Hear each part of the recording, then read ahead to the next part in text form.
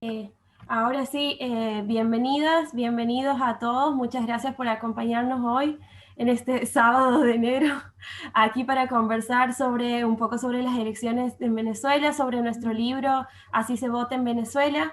Estamos en colaboración con Seinaseg haciendo esta actividad del día de hoy. Muchas gracias a Sandra, Jesús y Eduardo, con quienes estamos compartiendo este panel, que espero que sea de interés para todos y todas. En el día de hoy contamos con la participación de Sandra Fuenmayor Romero, que es graduada en Ciencias Políticas por la Universidad Carlos III de Madrid y es activista en el equipo de refugio e inmigración de Amnistía Internacional España e investigadora de Seinaseg. También con Jesús Delgado, licenciado en Relaciones Internacionales por la Universidad Central de Venezuela, candidato a magíster en estudios electorales por la UNSAM, miembro de la Red Latinoamericana de Jóvenes por la Democracia, y ha participado y coordinado misiones de observación electoral en Argentina, Chile, Paraguay, España, México, y es columnista en distintos medios de la región. Y también contamos con la presencia de Eduardo Repilosa, que es politólogo por la Universidad Rafael Urdaneta en Venezuela y también es candidato a magíster en estudios internacionales por la Universidad Torcuato Di Tella de Argentina. Muchas gracias a todos por acompañarnos. Esta actividad se va a desarrollar a modo de mesa redonda, es decir, que les voy a ir haciendo diferentes preguntas a los expositores y ellos van a contestarlas brevemente para después hacerles algunas preguntas individuales a cada uno de ellos.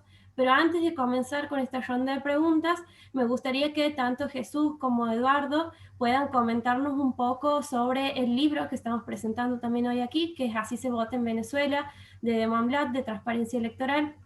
Así que tiene la palabra Jesús o Eduardo, no sé quién quiere comenzar, para comentarnos un poco de qué se trata este libro, cuáles son los artículos en los que consiste y cuáles son los temas que aborda principalmente.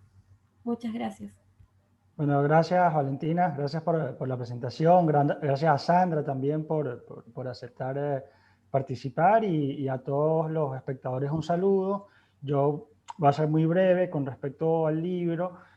Bueno, nuestra organización Transparencia Electoral se dedica al estudio de la temática electoral en América Latina. Eh, Hemos creado una saga de publicaciones en las que investigamos sobre los sistemas electorales de los regímenes no democráticos. Empezamos por allá por el 2018 con Así se vota en Cuba, y para el año pasado, a propósito de las elecciones legislativas, salimos con Así se vota en Venezuela, con la participación de Eduardo, de Leandro Querillo, que es el director de Transparencia, con José Delgado de Súmate y con Eugenio Martínez, que es un periodista especializado en la temática electoral, y que hizo el prólogo y además dio su perspectiva sobre la automatización del voto, que es uno de los temas más importantes en el sistema electoral venezolano. Digamos que de manera muy breve la idea del libro era hacer un recuento de qué manera se fue desmontando la institucionalidad democrática en Venezuela a través de herramientas muchas veces de la ingeniería electoral. Se nota y ahí está un gran trabajo también de un repaso histórico de cómo se llega a notar esa pretensión hegemónica del gobierno Hugo Chávez cuando llega al poder, que se ve inmediatamente reflejada en la forma en la que se eligen los representantes a la Asamblea Nacional Constituyente, ¿no? Ya desde ese mismo momento donde se pretende una refundación del país, el sistema electoral que se propone y que finalmente es aceptado, tiene ya la intención de sobrerepresentar al oficialismo y así lo hace. Y después vamos a ver a lo largo de esos 20 años que nos llevan hasta el 2021, distintas herramientas de la ingeniería electoral que van desde el gerrymandering hasta la sobrerepresentación a través de lo que se llamó el quino electoral, de lo que se llamó las morochas, distintas herramientas a través de las que se buscó aprovechar mayorías circunstanciales para copar la legislatura nacional, pero también pasada a nivel provincial con los consejos legislativos, de manera de cambiar el marco jurídico a favor del oficialismo, ¿no? Entonces, creo que el trabajo conjunto y lo que agrega, digamos, el valor agregado del libro es dar como una perspectiva desde lo técnico electoral de cómo se puede usar o se pueden usar herramientas de la ingeniería electoral en aquellos casos, ¿no?, donde existen fuerzas gobernantes que tienen esta pretensión hegemónica, que, bueno, que no tienen ningún respeto por principios democráticos como la alternabilidad, como el derecho a la participación. O sea, después se estudia también los casos de inhabilitaciones a candidatos políticos, de intervenciones judiciales a partidos políticos, pero creo que es un trabajo muy completo, que sirve sobre todo para aquellos que están interesados en la temática de Venezuela y para entender de qué manera se desmonta la institucionalidad democrática, ¿no? Eduardo, no sé si quieres completar ahí. Sí, yo también, sin entrar en mucho detalle, lo que quería era, más que nada, bueno, comentar que el libro, nosotros no solo hacemos una reconstrucción histórica de estos últimos 20 años, hacemos una especie de digamos, de introducción también. Estudiamos unos poquitos años antes de la llegada de Chávez. Hay un capítulo dedicado al bipartidismo, llamado Punto Fijista, del Pacto de Punto Fijo, y hay otro capítulo dedicado también a el desarrollo de los derechos políticos de los venezolanos, desde el 48 hasta el 45 hasta el 58, que es cuando termina también la dictadura de Marcos Pérez Jiménez, y hacemos también un repaso allí, de manera que nosotros introducimos, no arrancamos directamente con, con la era chavista, sino que también damos una especie de introducción, más que nada para, no solo para poner en contexto, sino también para dar cuenta de las condiciones en las que se llega al chavismo y por qué, digamos, también para, para poder poner en perspectiva cuáles eran los derechos que se habían conquistado, cuáles eran los derechos que se habían conseguido, pero se habían deteriorado, y cuáles, de manera que cuando llegamos ya al chavismo, digamos, ya hay un camino labrado con respecto a los derechos políticos y electorales de los venezolanos. Eh, y cuando entramos ya, digamos, la sustancia del libro sí se trata del chavismo. Se trata de la era chavista o de la Quinta República, como llaman eh, algunos a esa etapa histórica de la historia política venezolana. Y bueno, además de nosotros hacer una reconstrucción histórica, es cierto que también hacemos una especie de construcción de conceptos. Me parece que uno de los aportes del libro, además de hacer este recuento de cómo se fue deteriorando la institucionalidad democrática en Venezuela, las condiciones electorales en Venezuela, también hacemos unas precisiones conceptuales que me parece que hace falta ahora, en esta época en esta era de la información, ¿no? Que irónicamente hay mucha gente que está más desinformada de lo que estaba antes de que se desarrollaran estas tecnologías de la información. Y nosotros hacemos paradas a lo largo de la reconstrucción histórica, hacemos paradas para hacer precisiones conceptuales sobre, por ejemplo, cuál era la democracia participativa y protagónica que Chávez promulgaba, y por qué se llamó así. Era básicamente una contraposición a la democracia delegativa, que supuestamente había privado o que bueno, que sí, había privado durante el bipartidismo punto fijista.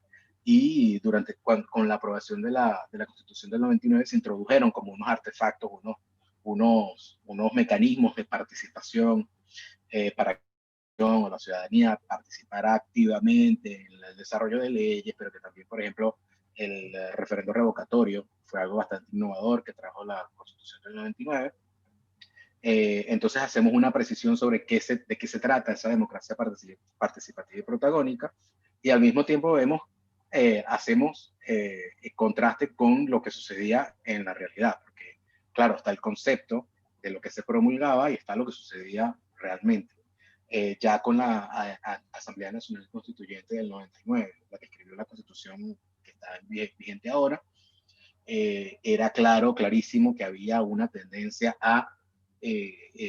digamos, a formar una fuerza hegemónica utilizando estas mayorías circunstanciales de las que habla Jesús, para validar o convalidar y empezar a armar esta estructura nueva de república que francamente quedó la Constitución muy innovadora, pero quedó allí, quedó en la letra.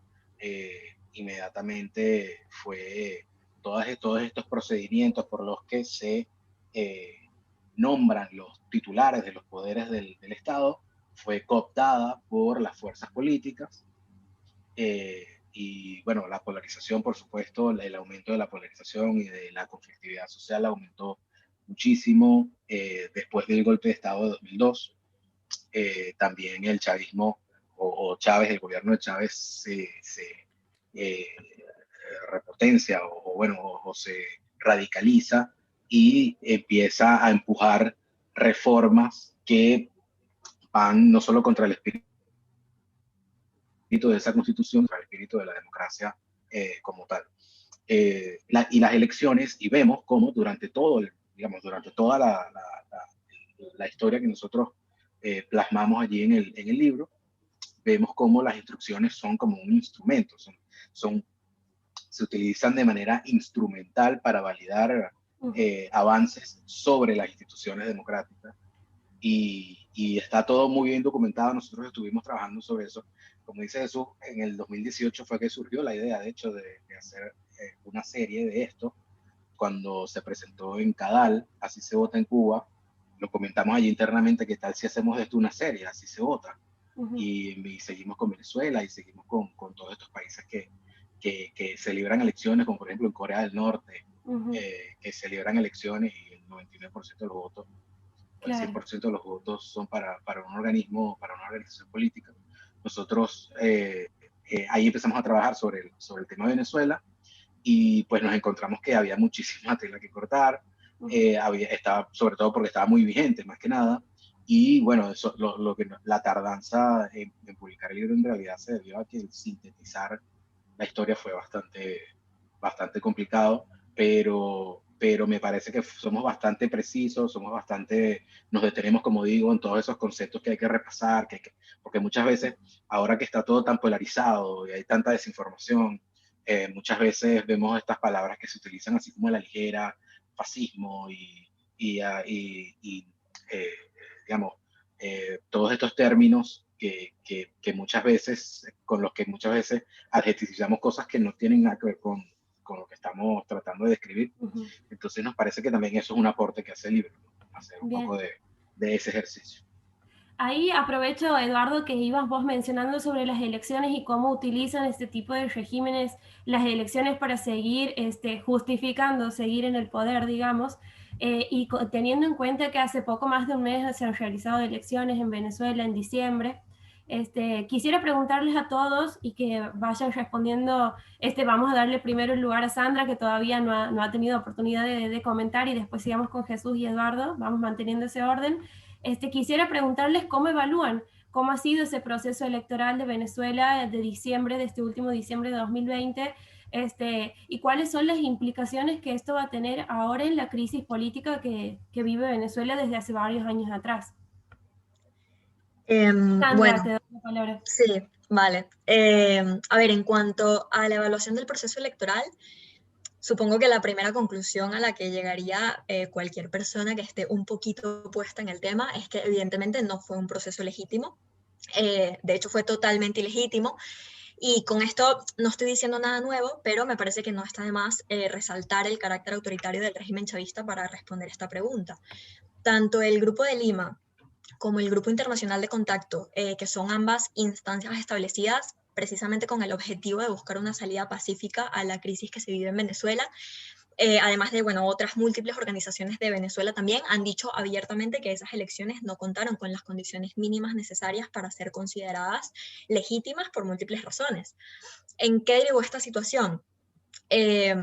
Justamente como estabas mencionando tú, Valentina, la directriz promovida por los líderes opositores, en este caso fue la abstención, y el resultado fue una victoria, como era de esperarse, de la coalición oficialista a través de una participación de apenas el 30%.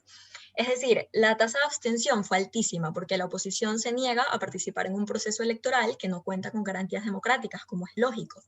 Y esta tasa de abstención sumada a las deficiencias encontradas en la transparencia del proceso ha generado que ni la Organización de Estados Americanos, ni Estados Unidos, ni la Unión Europea hayan reconocido los resultados.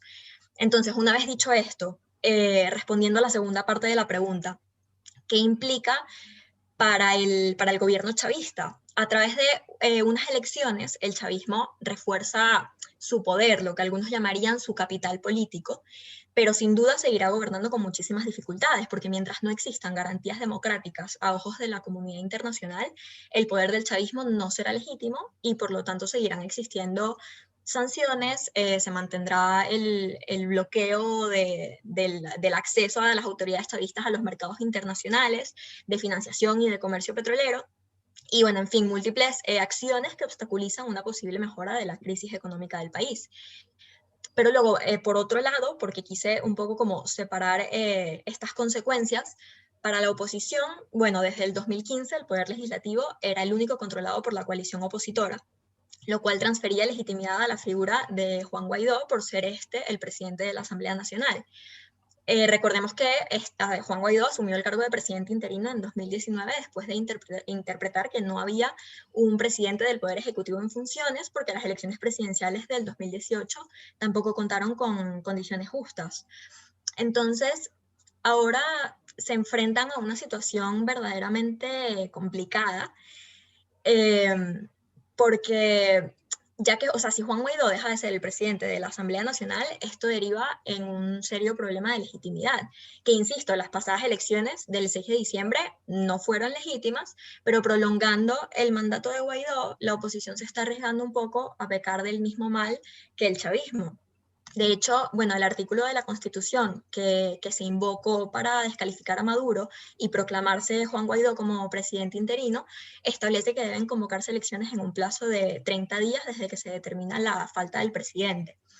La Asamblea Nacional, la del 2015, la de Guaidó, aprobó una resolución que establecía que dicho plazo solo empezaría a consumirse una vez cesara la usurpación de Maduro.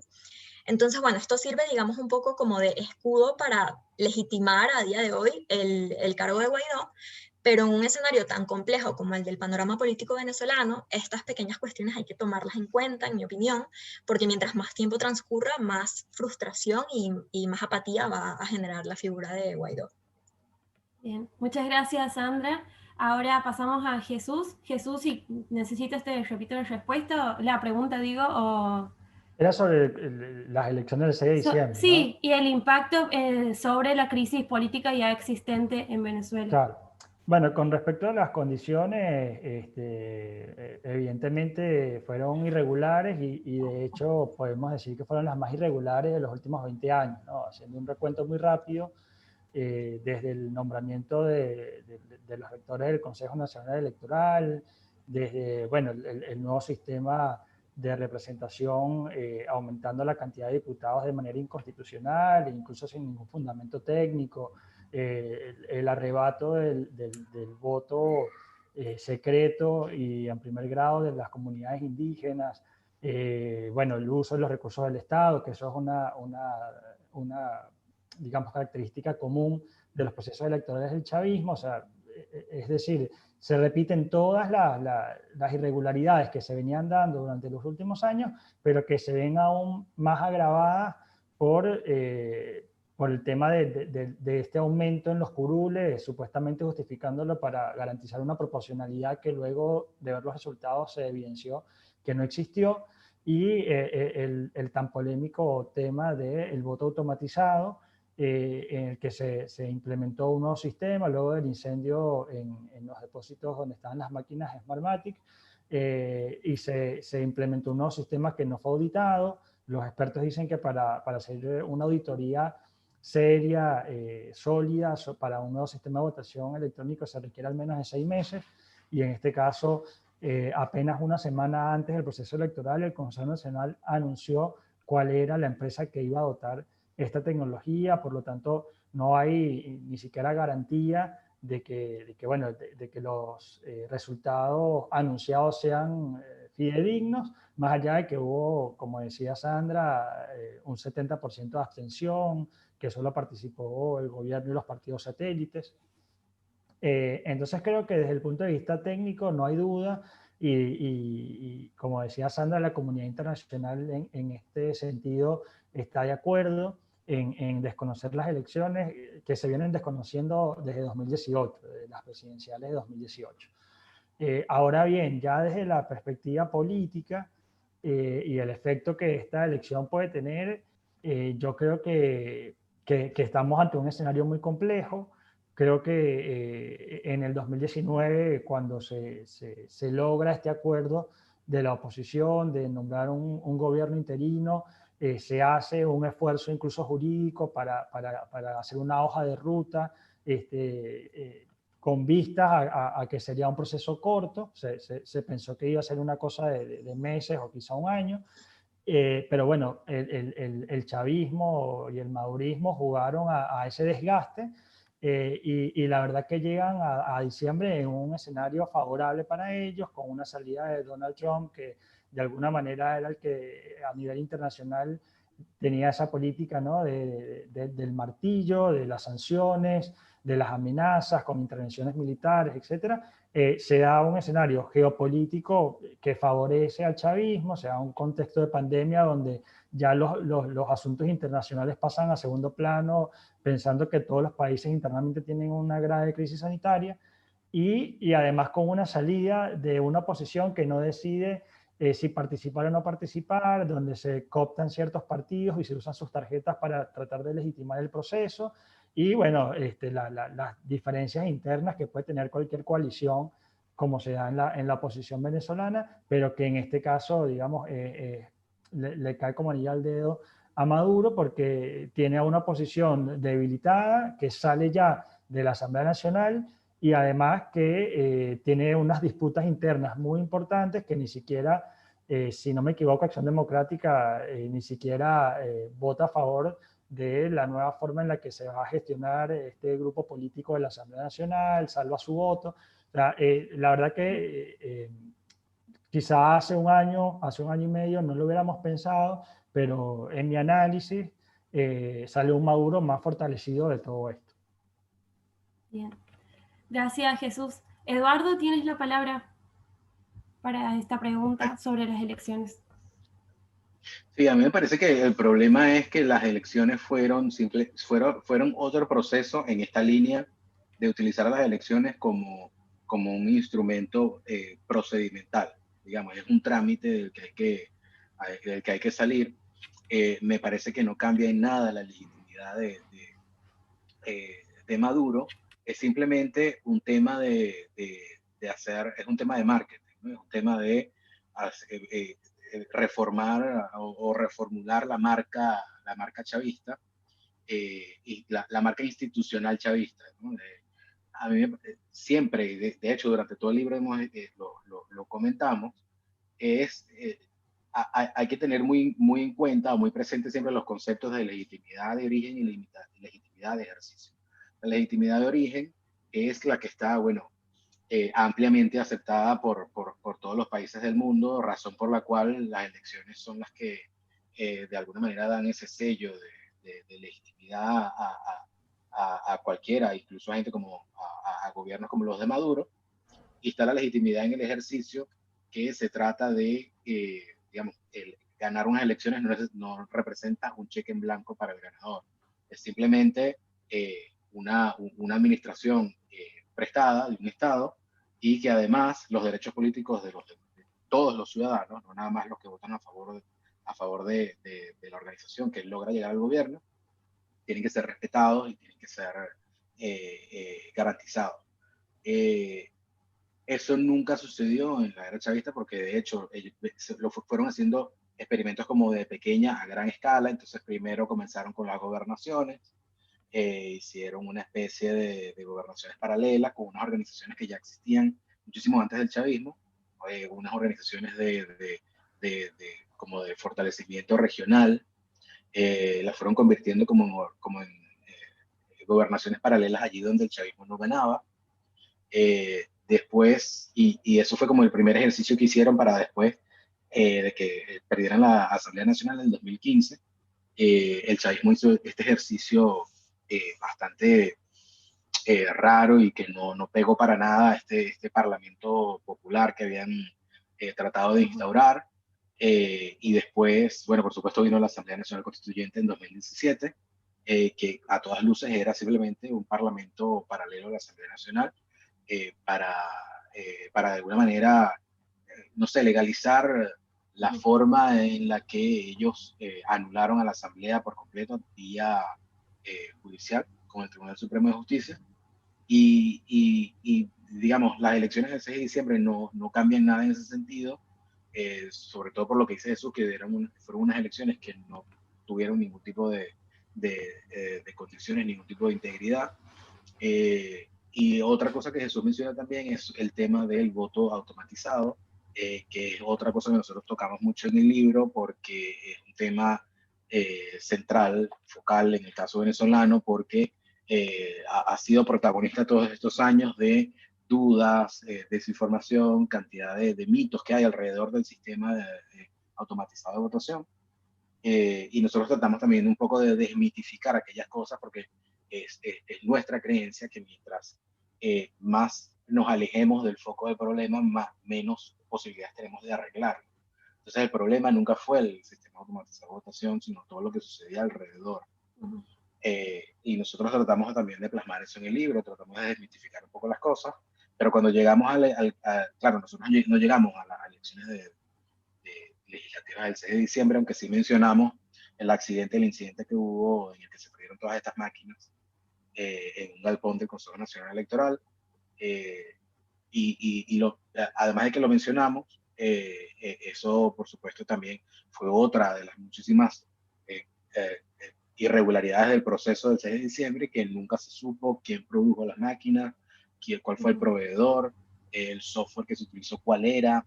Digamos, no se hicieron ni la mitad ni un tercio de las auditorías necesarias para probar que el sistema era realmente confiable, etcétera. Es decir, las elecciones del 6 de diciembre, además de complicar el tema, ya de por sí complicado desde el punto de vista político, creo que no, digamos, lo que hicieron fue, ahora la Asamblea Nacional Constituyente que montaron en 2017 se disolvió sin haber escrito ni una palabra ni una letra de una nueva constitución, con lo cual se prueba que lo que era simplemente un parlamento paralelo, y es como una especie de reformulación de la marca institucional chavista. Bueno, ahora tenemos control del poder legislativo y volvemos a tener poder de todas las cinco poderes. En Venezuela hay 5 poderes, además de los 3 clásicos, hay un poder electoral y un poder ciudadano, que es la Fiscalía General de la República, la Contraloría. Y es como, porque el chavismo lo ve de esa forma, el chavismo lo ve lo ve, bueno, tú controlas un poder, pero yo controlo 4. Y ellos, digamos, se imponen de esa manera, se imponen siempre con una mayoría circunstancial, con una reingeniería, con una triquiñuela. Entonces, de esa manera ellos buscan legalizar las cosas, pero en realidad, a medida que va tomando más fuerza la teoría o la noción de la legitimidad en el ejercicio, más que de la de origen, se ven cada vez más complicados a nivel internacional. Y me parece que sí, aunque la salida de Donald Trump ciertamente podría significar una complicación para la oposición, me parece que la administración de Biden, demócrata, me parece que no necesariamente va a relajar sanciones, sino que a lo mejor va a buscar otras vías que Trump se negaba a buscar por un tema de tendencia ideológica, ¿no?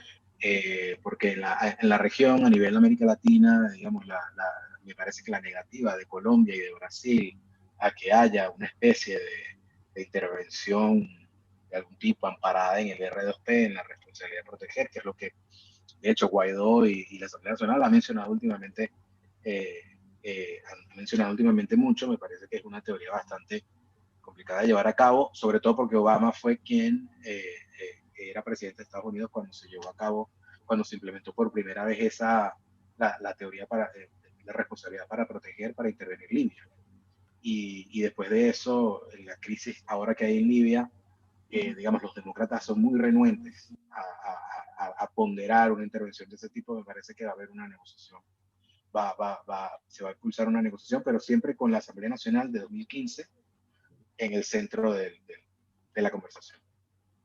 Ahí, los tres han mencionado una cuestión que me parece que sigue la línea de todo esto que es lo electoral y de cómo ir hacia un proceso electoral creíble y legítimo. Vos, Eduardo, hacías mucho hincapié en esto de la legitimidad de origen, la legitimidad de ejercicio. También Sandra hablaba de que las elecciones de diciembre habían tenido un alto nivel de abstenciones y que la oposición había llamado, digamos, a esto.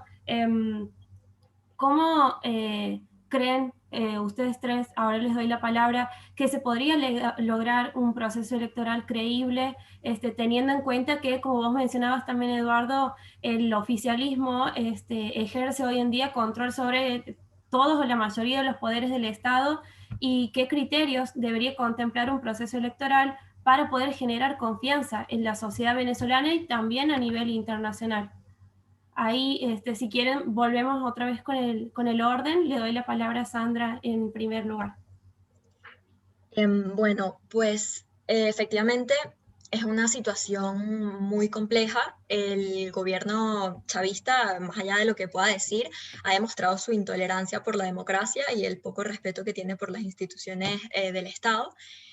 Bueno, por ejemplo, y justo lo mencionaron, el triunfo legislativo de la oposición del 2015 provocó que el oficialismo cerrara vías electorales, impidiendo particularmente el referendo revocatorio que se intentó llevar a cabo en el 2016 y limitando condiciones a partidos, a líderes opositores, que bueno, que ante la falta de garantías han decidido llamar a la abstención tanto en el 2018 como ahora.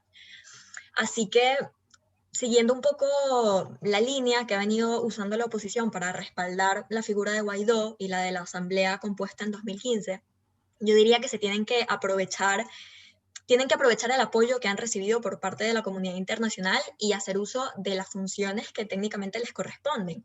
Eso implica, entre otras cosas, designar un Tribunal Supremo, un Consejo Nacional Electoral, realmente transparentes y respetando los procedimientos que se establecen en la Constitución. Claro que esto es algo que no se ha hecho, porque lo ideal sería primero cumplir con la primera fase del plan de Guaidó, que era conseguir el cese de usurpación antes de establecer un gobierno de transición, digamos, más oficial. Pero, como se mencionó anteriormente, la comunidad internacional apuesta por una salida democrática, pacífica y consensuada, por lo que acabar con el chavismo de una manera más abrupta, como en algún punto se estuvo considerando, ya no es una opción, y llegar a un acuerdo que implique la salida de Maduro, al menos hasta ahora, no se ha logrado. Así que sería bueno contar con todos los recursos institucionales que tienen los poderes del Estado. Y con respecto a la segunda parte de la pregunta, sobre los criterios, ¿no? Dijiste que tiene que contemplar un proceso. Bueno, efectivamente hay que contar con un Consejo Nacional Electoral que sea verdaderamente imparcial, justo y transparente. Eso es esencial. Remediar todas las medidas que tomó el chavismo para ilegalizar partidos, inhabilitar políticos, poner en libertad a todos los líderes encarcelados, acabar con la persecución política de los exiliados, depurar y actualizar el registro de votantes. Es importante resguardar el derecho al voto de los emigrados, que ya son casi 5 millones de personas, o 5 millones de personas, no sé cuántos son, garantizar el voto secreto y, bueno, y por supuesto, contar con mucha observación internacional en todas las fases del proceso, que son los que de cierto modo están respaldando la causa que está llevando ahora a cabo la oposición.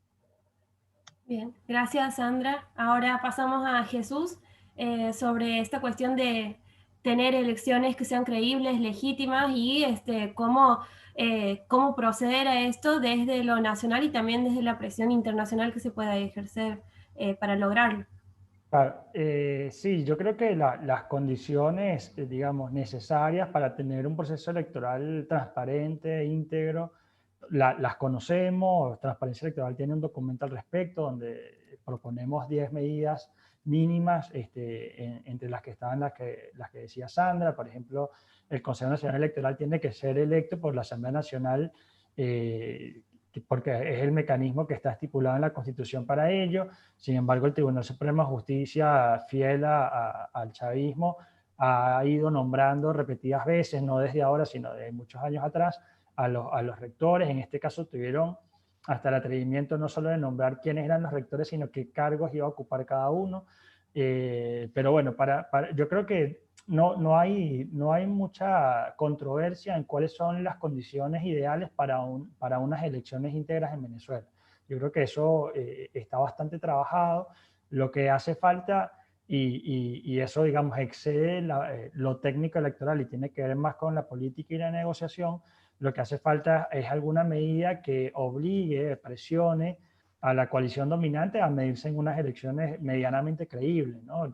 Nadie imagina que sean unas elecciones como en Noruega, por ejemplo, pero sí unas elecciones que tengan una condición en la que los partidos políticos sean devueltos a sus directivas legítimas, que los líderes políticos puedan participar, se garantice el derecho político de elegir y ser electo, que no se usen todos los recursos del Estado a favor del oficialismo, que todos puedan acudir a los medios de comunicación, acceder a financiamiento político.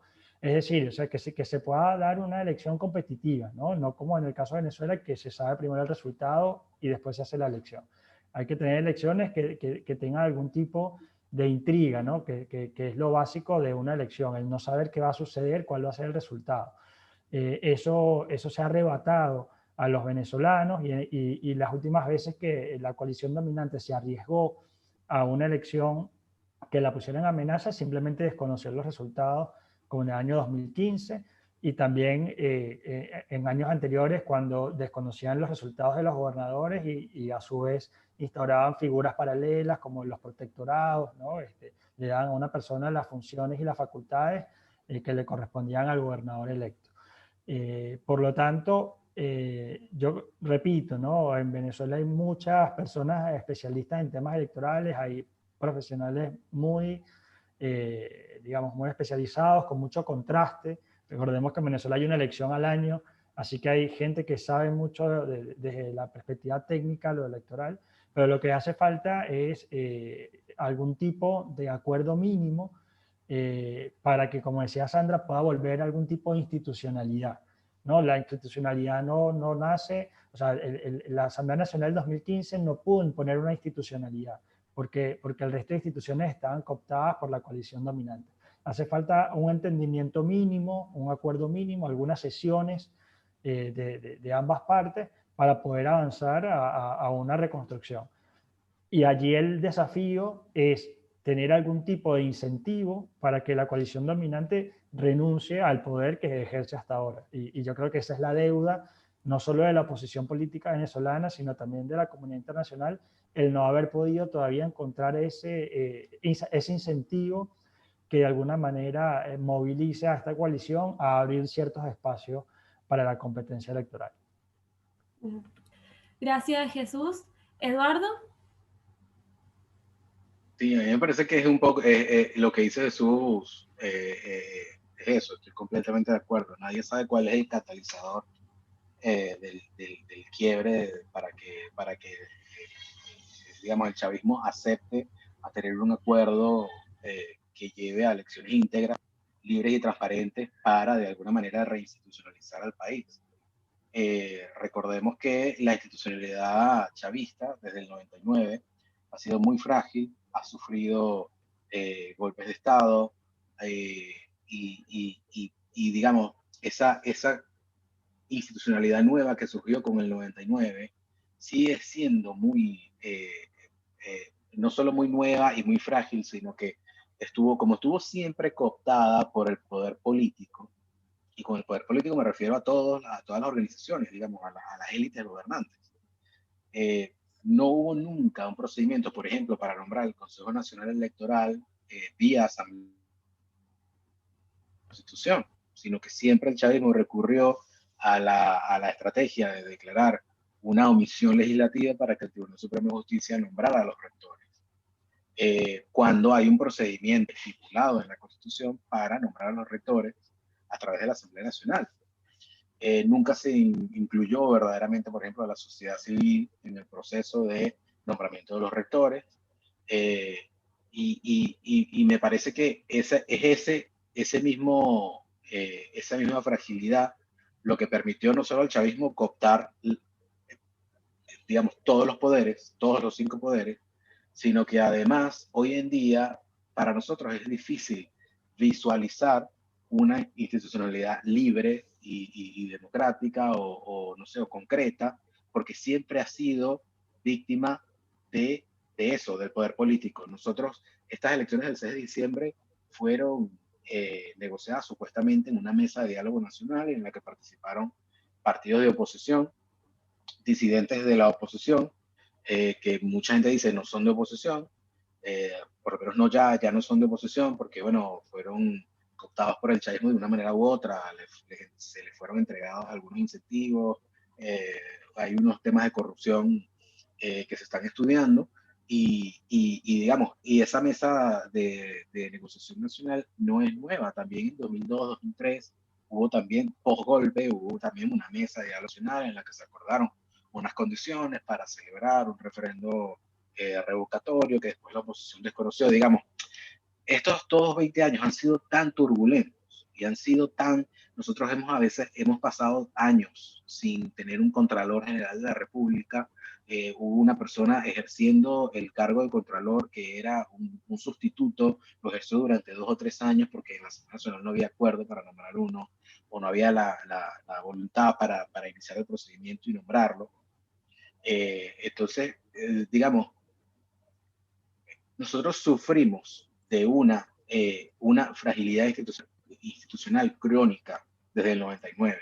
Entonces, hoy nosotros no sabemos, no concebimos esa institucionalidad de 5 poderes que en el 99 se propuso y que supuestamente esa nueva división tenía nuevos contrapesos institucionales, iban a controlar cada rama entre sí. Eso nunca lo vimos concretado. Entonces nosotros hoy no sabemos cuál es no sabemos cuál es esa institucionalidad, y por supuesto la comunidad internacional, que lo que espera es simple y sencillamente unas elecciones libres y transparentes.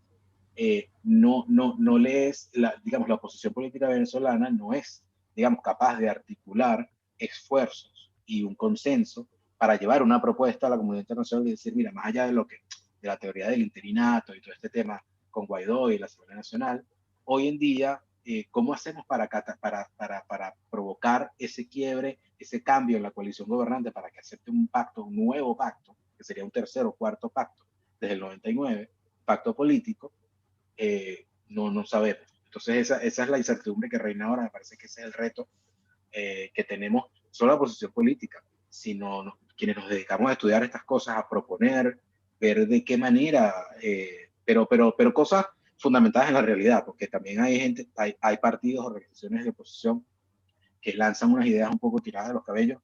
Digamos, hay que ser bastante con cabeza fría, sentarse y decir, mira, este puede ser el camino, no decir, tengo la verdad en la mano y este es el camino, y si no lo haces es porque tú eres un colaboracionista o lo que sea.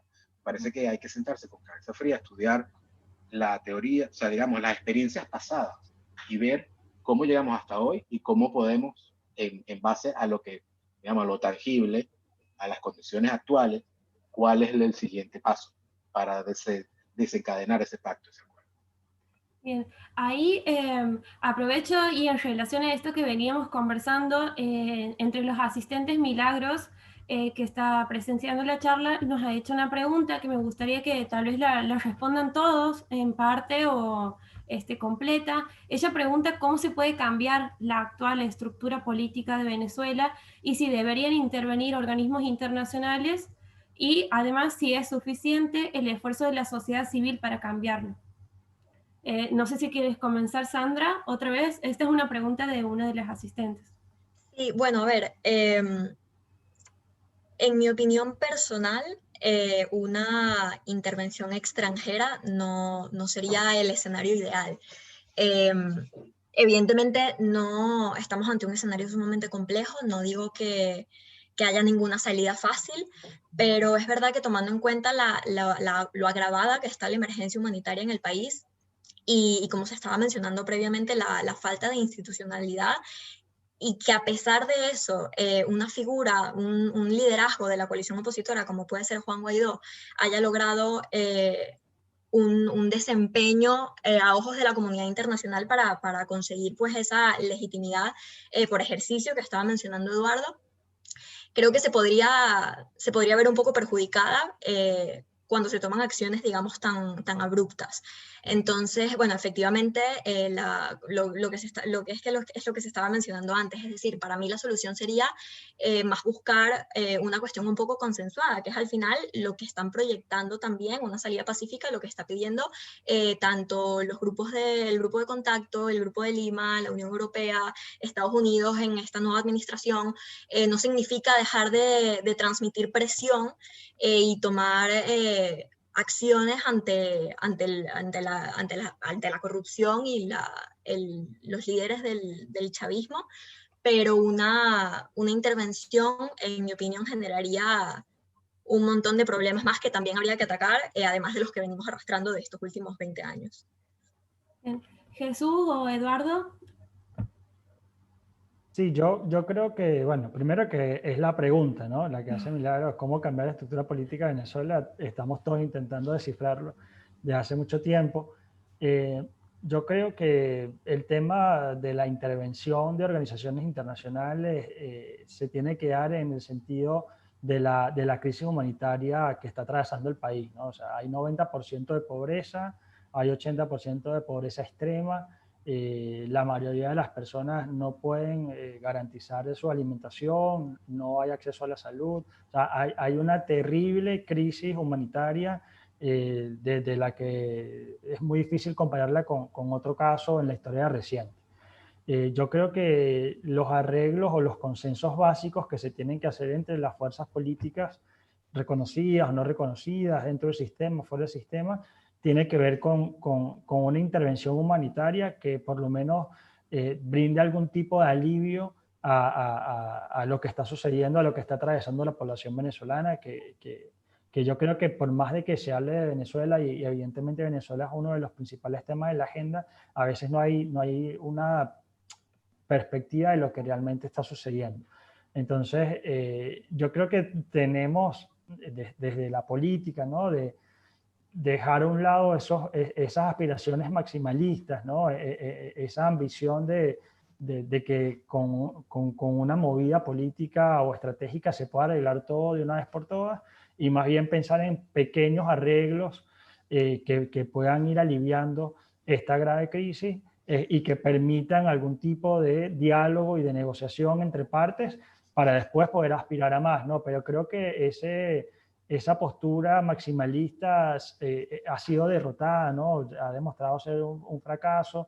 El tema de esperar una intervención extranjera que resuelva los problemas, creo que ha quedado claro que eso no va a pasar, y que además hay un contexto internacional muy complicado como para que eso ocurriera. Creo que está en manos de los venezolanos, de los partidos políticos venezolanos. Las ONG están haciendo un gran trabajo, están ahora siendo muy golpeadas por el gobierno, que ya sabiendo que sacó a la posición de la Asamblea Nacional, está yendo ahora contra las organizaciones de la sociedad civil, contra lo que quedó de la academia.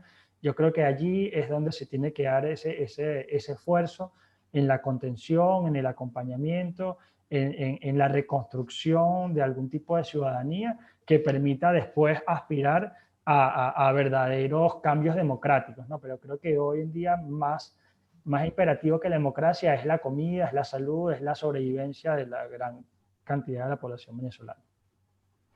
Eduardo, ¿algún dato más sobre esta pregunta que nos hacían? Yo creo que con respecto a la parte del cambio de la institucionalidad en Venezuela, me parece que más que eso, digamos, un nuevo modelo institucional ahora digamos, la última de las prioridades. Me parece que en la Constitución del 99 hay suficiente material para trabajar en la reconstrucción de esa institucionalidad democrática. El problema sigue siendo que no hay un consenso, no hay un pacto político para hacerla respetar y para guiarse por esa constitución, digamos, por los procedimientos establecidos en esa constitución para nombrar los titulares de todos los poderes, para regir, para que rija la vida política y social de Venezuela. No, digamos, no es un contrato amplio, digamos, no es un contrato que los sectores políticos digamos, adopten ampliamente entre ellos. simplemente ha sido pisoteado durante todos estos años. Y yo lo que creo es que, bueno, hay que sacarla del baúl, hay que quitarle el polvo y hay que ponerla, digamos, hay que ponerla a valer.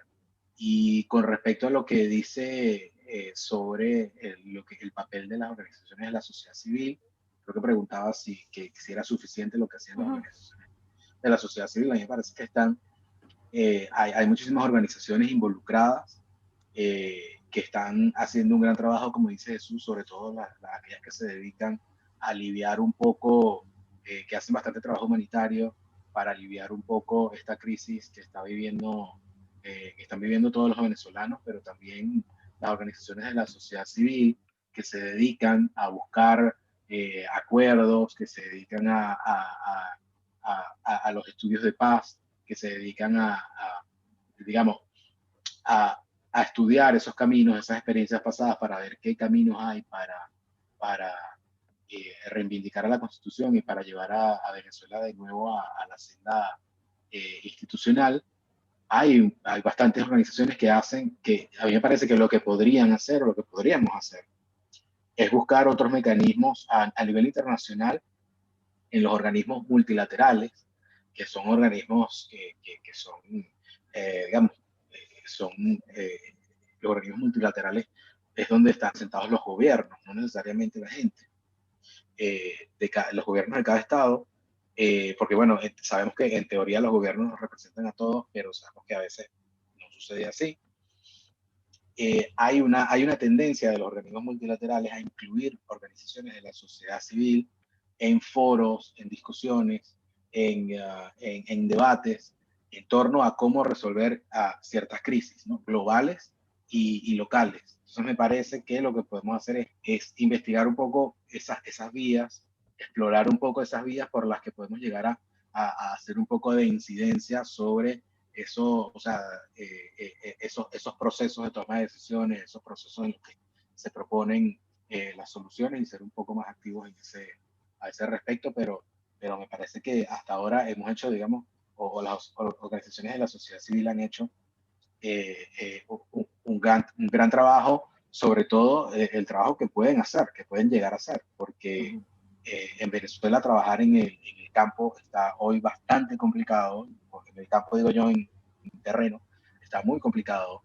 Como dice Jesús, después del 6 de diciembre el chavismo, o después del 5 de enero que asumió esta Asamblea Nacional de casi 300 diputados, de los cuales el 90% chavistas,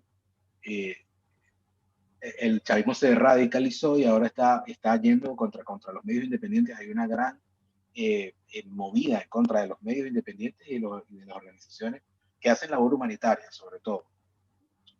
Digamos que la mira no está puesta en las organizaciones de la sociedad civil que se encargan a la vía de soluciones políticas o de temas electorales, sino esas que están haciendo trabajo humanitario porque son las que le hacen de alguna manera la competencia al Estado venezolano, al chavismo, al momento de aliviar el chavismo necesita hoy en día el control político por medio de los mecanismos de control que tiene ahora, que son las cajas de alimentación, el CLAP,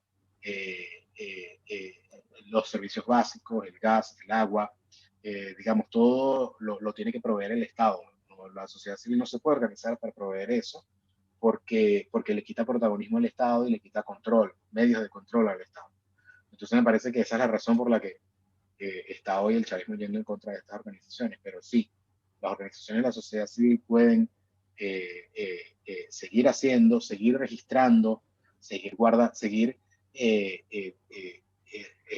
documentando todo lo que está sucediendo, porque estas cosas se pueden elevar a organismos multilaterales, a organismos internacionales en los que se pueden activar mecanismos de presión sobre el gobierno venezolano para que de alguna manera coadyuve a lo que está haciendo ahora la élite política. No sé, nosotros no estamos, digamos, informados de cuáles son las estrategias que ahora está manejando la oposición política para presionar al chavismo, pero me parece que las organizaciones de la sociedad civil han avanzado muchísimo en La Haya, por ejemplo, han avanzado también en las organizaciones que se dedican en estas elecciones del 6 de diciembre hubo una coalición importantísima de organizaciones de la sociedad civil que se encargó de documentar cada paso del proceso, todas las irregularidades, porque eso tiene que quedar en algún lado documentado para después trabajar en una manera, en ver no solo cómo mejorar las condiciones, sino también en ver de qué forma se puede ejercer presión para, para ser ese catalizador de cambio o de quiebre en la coalición gobernante y lograr un acuerdo que nos ayude a todos. Bien, ahora ya como para ir finalizando, tengo un par de preguntas específicas, tanto para Jesús, Eduardo y Sandra. En primer lugar, quisiera preguntarles a Jesús y Eduardo una pregunta sobre el libro, porque en el libro que estamos presentando aquí, que se llama Así se vota en Venezuela, mencionan el concepto de autoritarismo competitivo o cerrado. Quisiera que nos expliquen un poco más a qué nos referimos cuando hablamos de este autoritarismo competitivo cerrado y qué características comunes podemos establecer entre los nuevos autoritarismos que se están dando últimamente. No sé quién quiere arrancar, Jesús o Eduardo, para comentar brevemente sobre esto. Sí, allí va a depender siempre del autor en el que te fijes para hacer la investigación, ¿no? En este caso, el concepto de autoritarismo electoral o competitivo es de Andrea Scheller, que es un investigador muy importante, con muchísimas publicaciones. Hoy hace vida en México, tiene varios libros muy interesantes allí en el Fondo de Cultura. Y él, para hablar del tema democracia y autocracia, al ser complejo, porque se trata de unas características que tiene cada uno de esos sistemas, él lo pone en una forma de una línea, donde a un extremo de esa línea está la democracia liberal y al otro extremo está el autoritarismo cerrado, ¿no? Y entre esos dos estadios vas avanzando por otros y de alguna manera iría así, ¿no? De la democracia liberal pasas a la democracia electoral, de la democracia electoral al autoritarismo electoral y del autoritarismo electoral al autoritarismo cerrado. Lo que dice Scheller es que son conceptos muy difíciles de lograr y sobre todo de visualizar en ciertos países, porque seguramente encontrarás algún tipo de evidencia de que ese régimen que tú consideras como autoritarismo electoral quizás es un autoritarismo cerrado o viceversa, pero se dan algunas coordenadas, ¿no? Como para poder tener esa brújula de cómo identificar estos regímenes. Lo que él dice muy brevemente es que el autoritarismo electoral o competitivo busca tener los beneficios de la legitimidad de la democracia liberal o la democracia electoral, pero sin arriesgarse en la arena electoral, teniendo algunas cosas ya garantizadas, algunos cargos garantizados, algún porcentaje de votación garantizado. Entonces se disfruta, él dice, de las mieles de la legitimidad democrática al tiempo que se restringe la arena electoral. Nosotros usamos ese concepto. Hay otros autores que han planteado, digamos, otras categorías para estudiar este fenómeno, pero en este caso, cuando hablamos del autoritarismo competitivo y el autoritarismo cerrado, vamos a Scheller y nosotros hacemos, digamos, fijamos un hito en el 2015 para decir que se pasó de un esquema de autoritarismo competitivo en el que el chavismo permitía la competencia hasta un cierto nivel con un esquema de cancha inclinada, a desconocer los resultados del 2015 y eso ya se convertiría en un autoritarismo cerrado que después se confirmaría con el fraude de la Asamblea Nacional Constituyente y el desconocimiento de las elecciones siguientes. Bien. Gracias, Jesús. Eduardo, no sé si queda algún otro detalle, si no... No tengo nada que agregar, bastante completo. Bien, perfecto. Ahora a Sandra le quisiera preguntar, porque ella ya lo ha ido mencionando también en el resto de su exposición, con respecto a la nueva administración de Estados Unidos, si podría jugar algún rol significativo en la resolución de la crisis política de Venezuela. Biden y algunos de sus funcionarios han señalado que van a conceder TPS para los migrantes venezolanos y que van a buscar reorientar las sanciones para disminuir el impacto negativo sobre la economía. ¿Qué temas, en este sentido, debe poner sobre la mesa la nueva administración estadounidense para diseñar una política exterior asertiva hacia Venezuela? Sandra, te doy la palabra.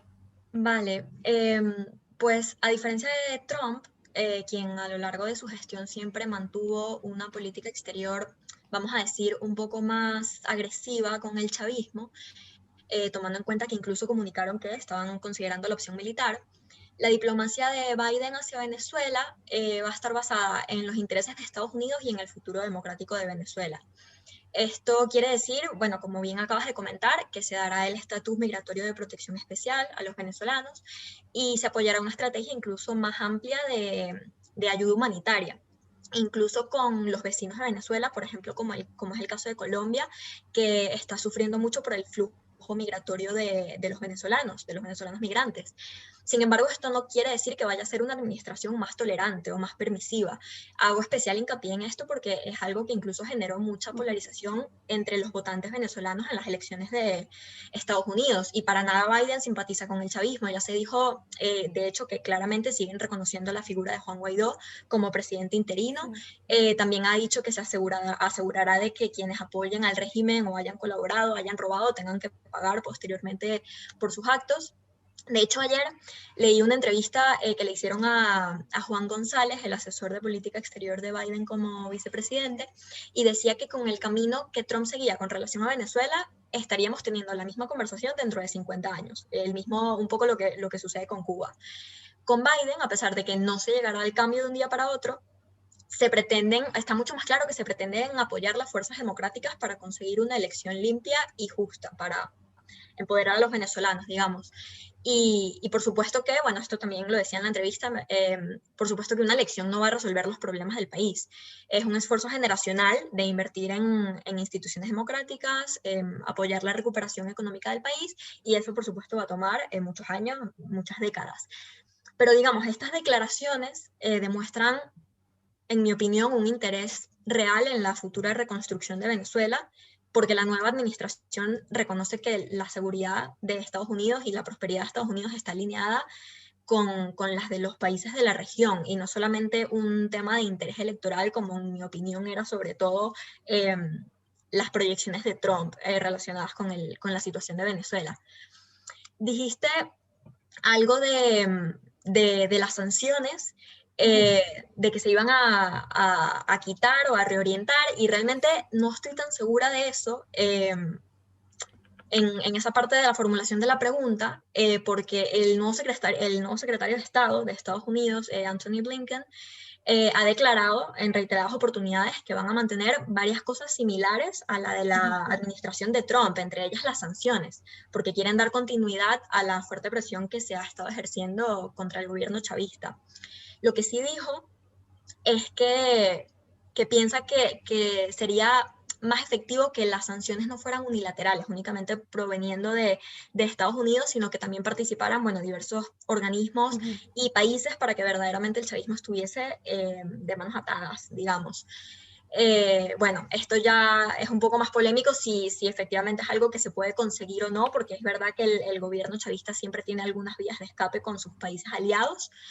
Pero bueno, por último, también me parece importante destacar que la diplomacia de Biden ha dicho también en varias oportunidades la importancia de la coordinación con la comunidad internacional, de modo que la presión que se ejerza sea más eficiente, pero bajo o sea, no han declarado en ningún momento que esa presión se va a eliminar, por el contrario.